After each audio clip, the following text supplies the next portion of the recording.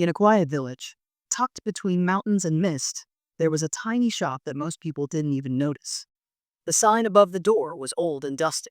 It read, Theo's timepieces, clocks repaired, time restored. People walked past it every day, never stopping to look inside. They thought clocks were boring, but they were wrong. Inside that little shop, something magical ticked behind the walls. And today, something strange was about to begin.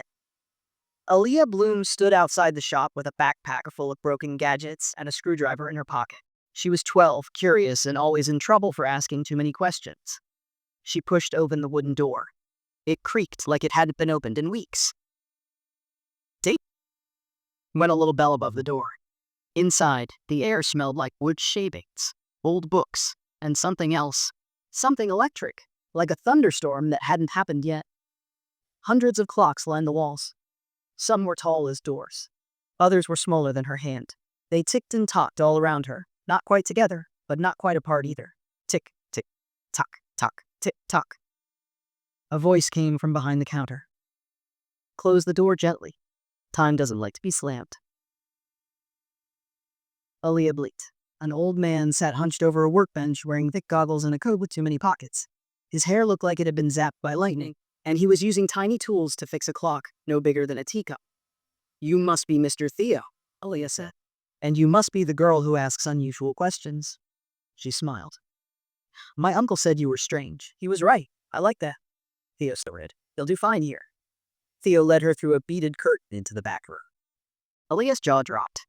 The workshop was a wonderland. Gears the size of bicycle wheels hung from the ceiling. Brass pipes hissed steam. There were drawers full of springs, shelves stacked with sand timers and clocks. So many clocks, all clicking and spinning in different rhythms. But in the middle of the room stood the strangest thing of all, a giant grandfather clock. He was twice as tall as Aaliyah and made of dark wood covered in silver symbols. The glass face glowed faintly, like moonlight. Aaliyah stepped closer. Is this one broken? Theo shook his head. That clock doesn't tell time, it holds it. Holds it? Aaliyah repeated.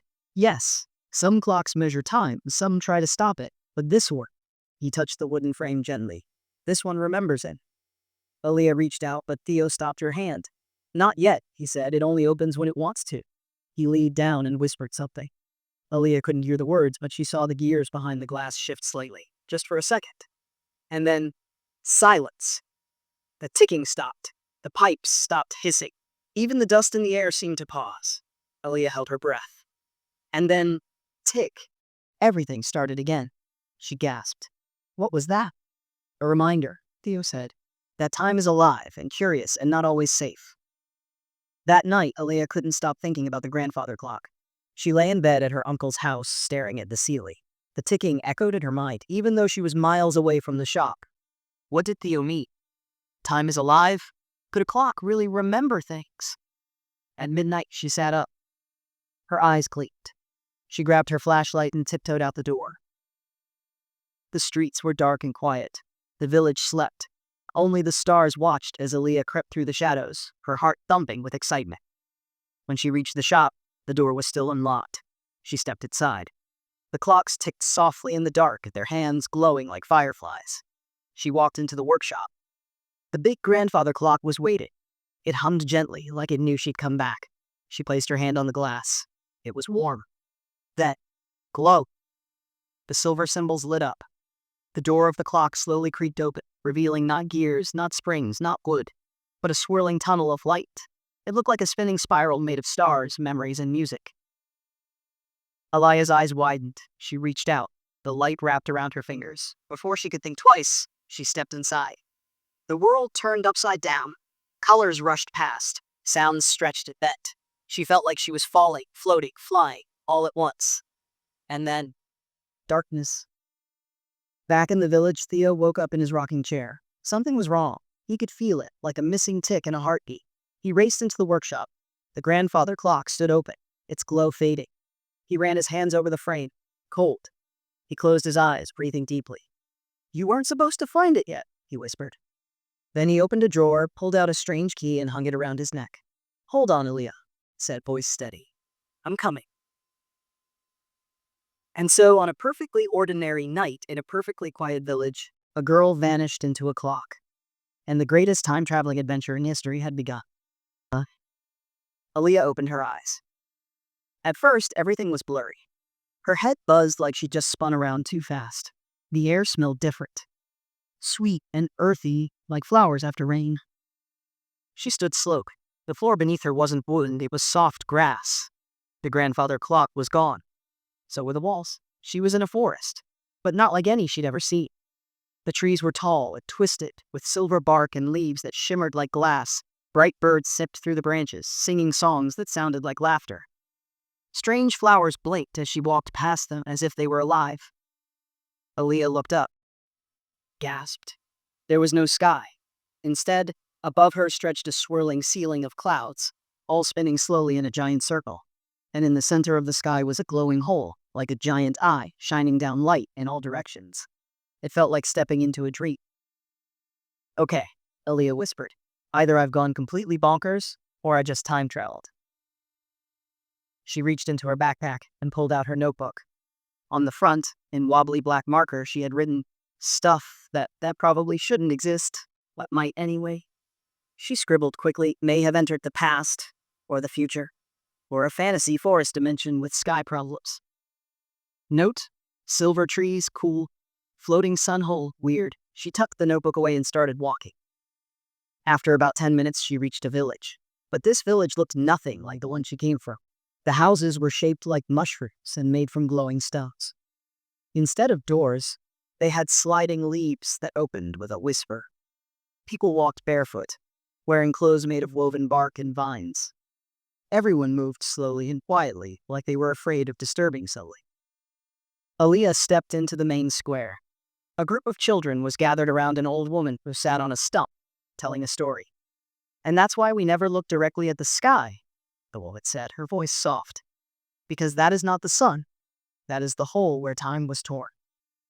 Aaliyah froze. A hole where time was torn? She leaned closer.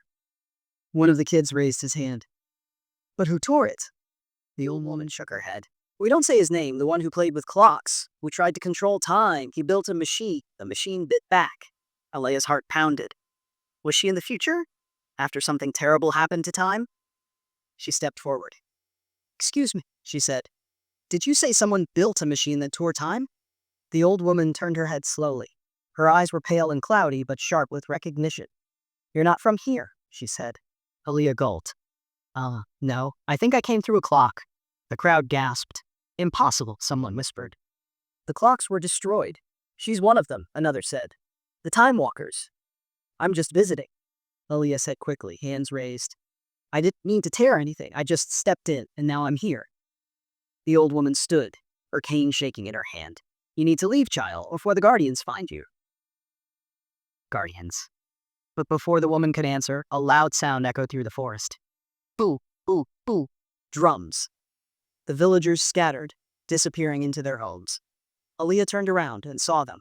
Tall figures in silver armor, faces hidden behind smooth masks. They carried staffs that hummed with energy.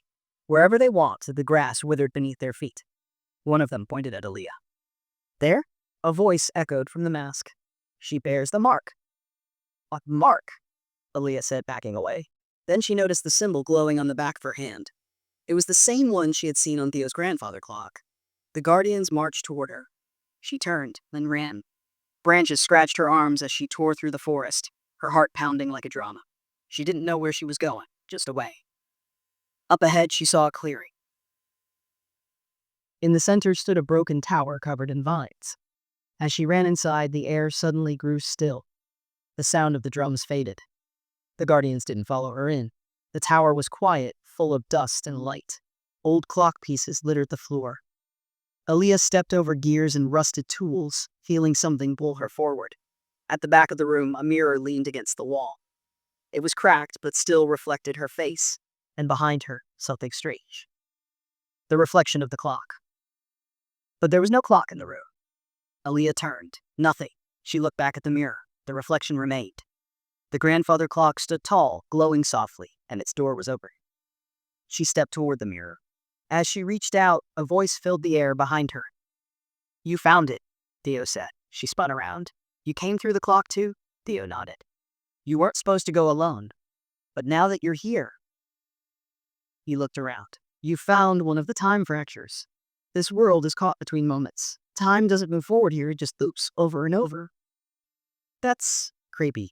Very. And dangerous, especially for someone with the mark. Aaliyah looked down at her glowing hand.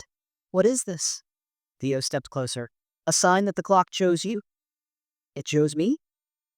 There's a reason it opened for you, Aaliyah. A reason you heard the ticking. Aaliyah took a deep breath. So what now? Theo looked at the mirror. Now we go home, but not forever. There are more fractures, more places caught in the storm, and someone or something is behind it. Aaliyah looked back at the reflection of the clock.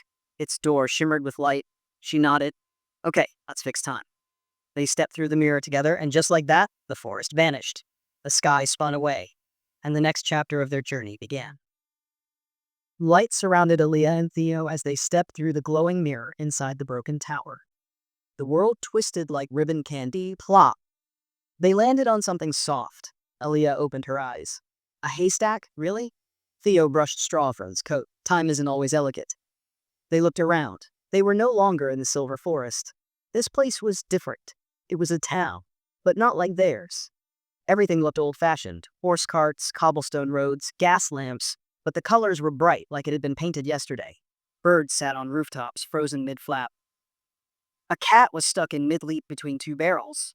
Water from a fountain was suspended in the air, as if someone had hit pause on the entire town. Aaliyah blinked. Is this a statue town? No, Theo said softly. It's real, but the clock here is broken. You mean time stopped? Exactly. They walked into the town square. It was both beautiful and eerie. People stood mid-stride, holding baskets of bread or waving to each other, but their eyes didn't move. They didn't breathe. A small boy was frozen chasing a red balloon.